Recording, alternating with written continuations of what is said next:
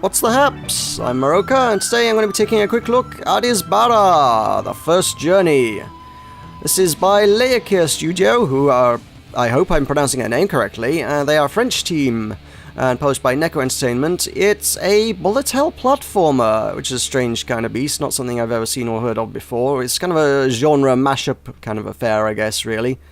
It's pretty interesting. So head on to the options before we get to the game proper. We've got resolution options, which for some reason says it's 1440 by 900 when I'm actually doing 1280 by 720, so go figure. I don't know why that should be.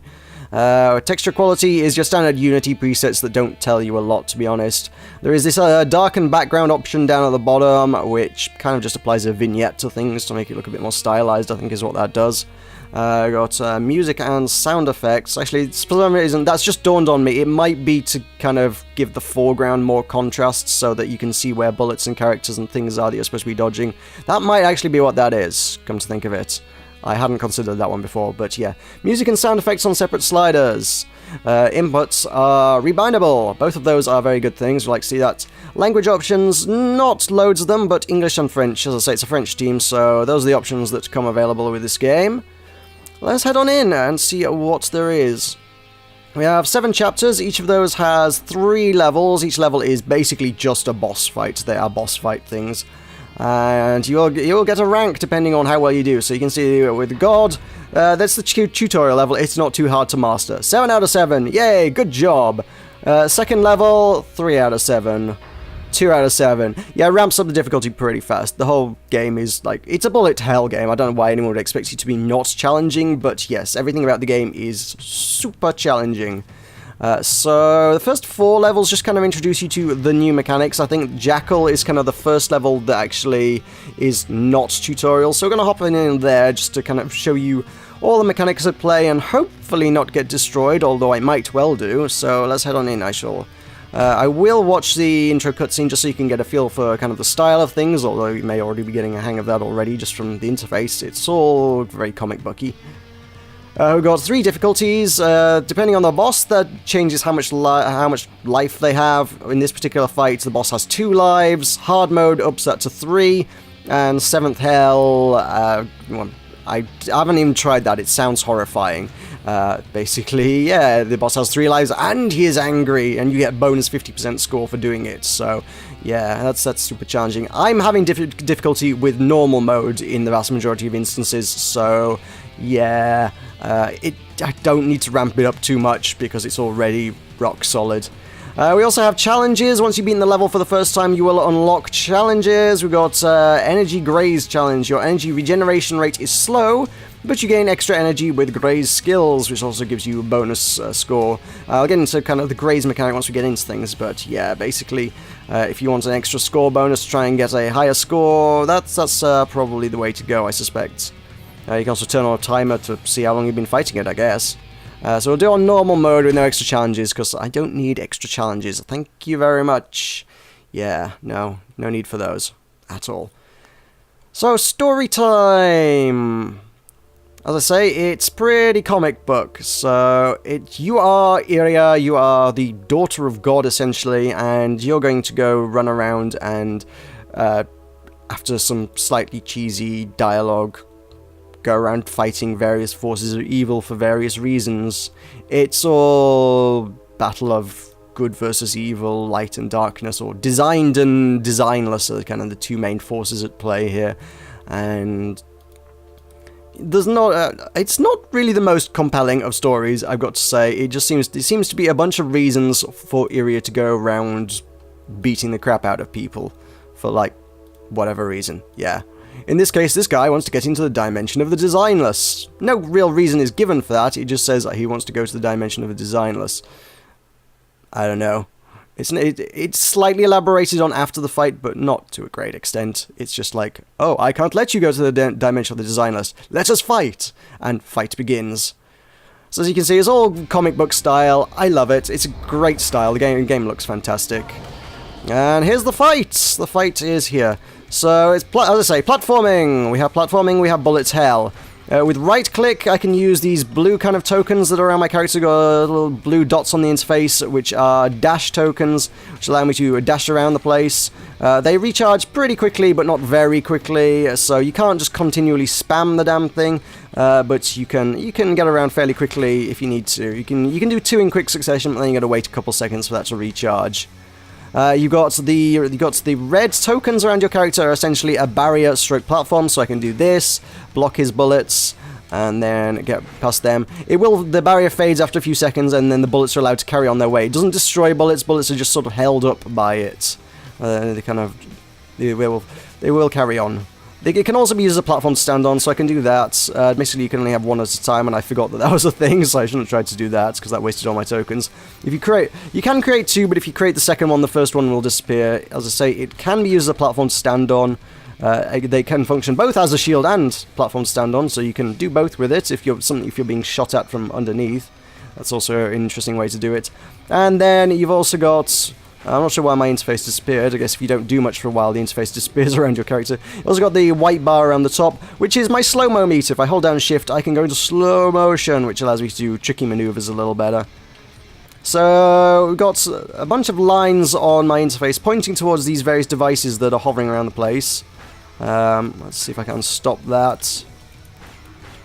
I need to try and get to them. Basically, these things, if I can dash through one of them, it generates a circle around it, and it's going to drift around a bit, and I need to try and stay in the circle while the red meter fills up. These are railguns, essentially, and the railgun will shoot the bad guy, because I have no direct attacks on my own. I can't attack the bad guy. I've got to use these massive railguns conveniently made by gods. Gods in sort of wartime engineering business now, I guess. Building giant friggin' railguns to fight the forces of darkness, sure. And if I hang around in those long enough, if you don't hang around in them, they will deplete, and since that's like over his head, I probably don't want to be there now, but if you hang around in it long enough, it will charge up. Should not have done that, and it will damage him. So you can see he's got the blue meter over the red meter. That's kind of shields, so the railguns are just for taking off his shields. He'll then start casting a spell of some description. That spell is then basically... It's basically you need to stay in the circle is the entire mechanic here. Whoa, that's quite kind of close. He's going to start casting a spell, and the way you counter his spell is by standing inside the circle for long enough whilst he shoots a ton of bullets at you. And you use various mechanics, whatever mechanics you have at your disposal. Dashes, platforms, slow time. Try and stay in the circle for as long as possible. If the inner ring, if the inner circle fills up and reaches the outside, you will successfully interrupt his spell, and you'll be able to land a blow on him. You'll actually be able to attack for once. Oh god! And you can see the grazes in the corner. Grazes are basically spell mastered. Sweet. That means I didn't take any hits. Grazes basically are bonus points for getting close to bullets. So you can inflate your score by getting close to bullets without actually being hit by them.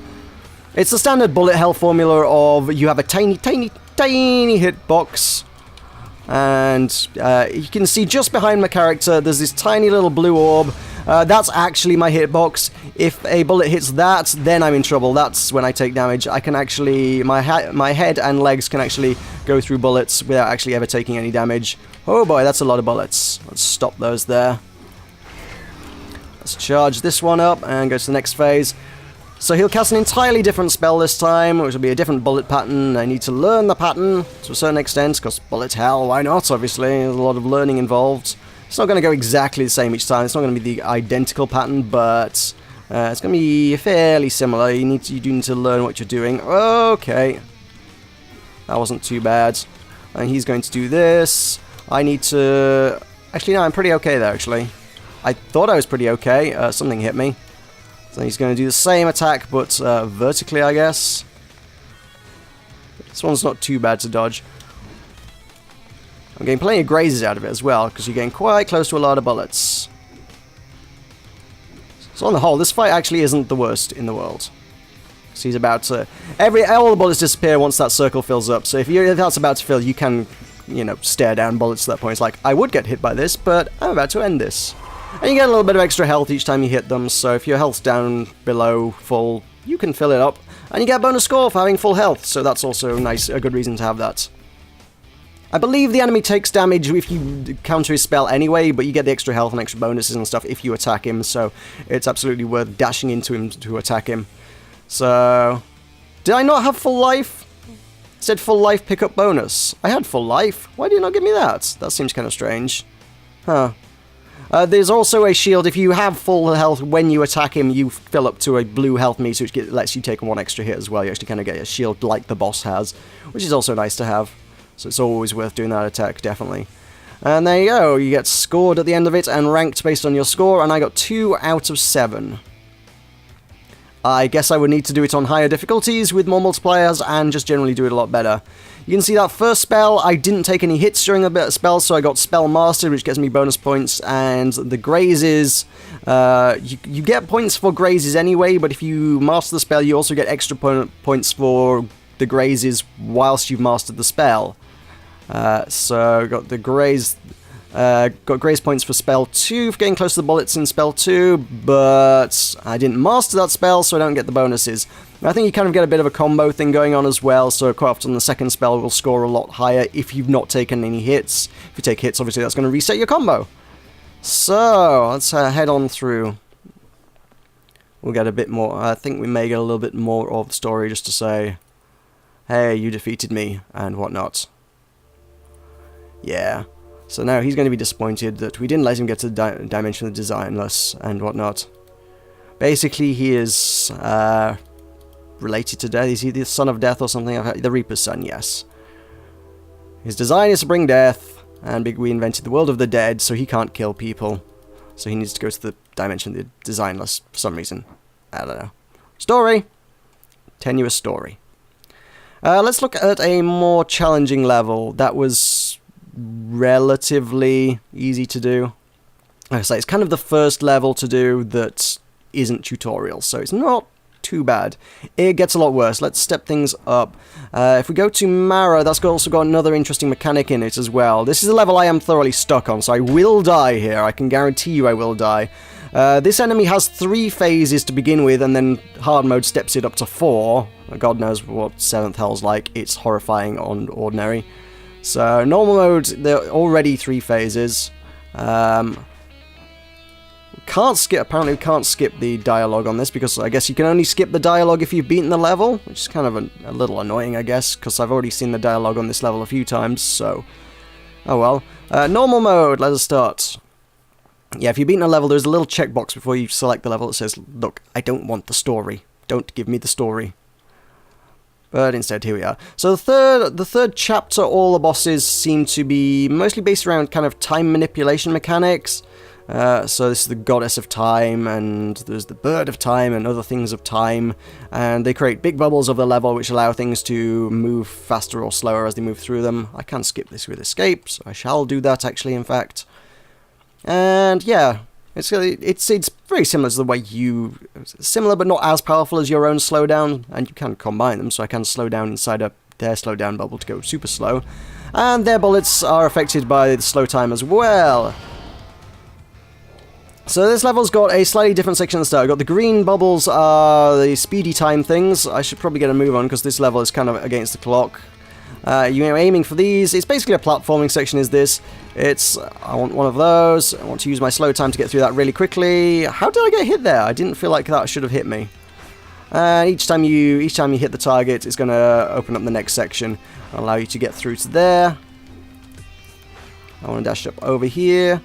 Got, like, see, as you can see, there's the kind of that wall going along, trying to stop me getting there. And yeah, basically, it's just a platforming challenge to make use of your skills, so you can sort of practice your skills. Okay, so let's try and do this. I don't feel like this section's too bad. The railgun section for Mara is not the worst, but the Mara fight is totally the worst.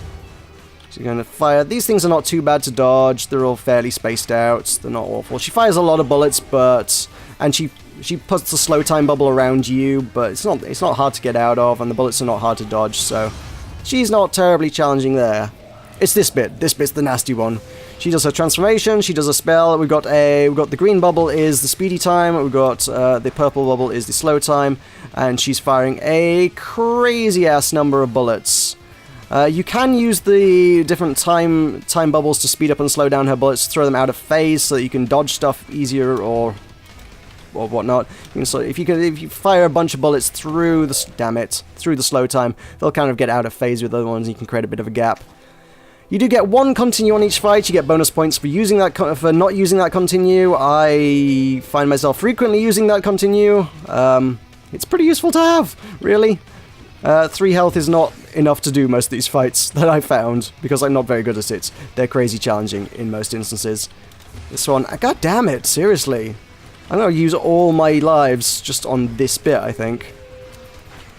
I could throw that there, why did I fall through that? I should have stood on that. It may have been too steep to stand on. She can stand on a fairly steep slope, but I don't know, I fell through that for whatever reason. I don't know if I tapped down or something there, subconsciously. But yeah, Mara is nasty. She's very nasty. You will be required to learn the abilities and use them very, very effectively to dodge all of that junk. And I'm not good at doing that. Well, like I say, there's a lot of it is learning and practice. Learning and practice is the way forward with it. There's a lot of that involved. And it's certainly, as with a lot of games, it is a lot harder to do these highly skilled mechanics whilst you're talking at the top of it. I will use that as my excuse, absolutely. Yeah. Total excuses here from me, but hey, there you go. So, that's Isbarah. There's a quick look at a couple of levels so you can see kind of what to expect. I think it's kind of interesting. It's a very interesting game. It is out now. It's on Steam, available for Windows and Mac for £10.59 or your regional equivalent. It's got this fantastic style. It's got an amazing soundtrack, kind of a metal soundtrack. So if you're not into metal, maybe that won't be to your taste. But for me, I'm really digging the soundtrack. It's pretty cool. It's a very, very interesting little title. I like it a lot. So there you go. That is Isbarah, the first journey, the bullet hell platformer. Thank you very much for watching. I've been Meroka, and I shall see you next time. Yeah!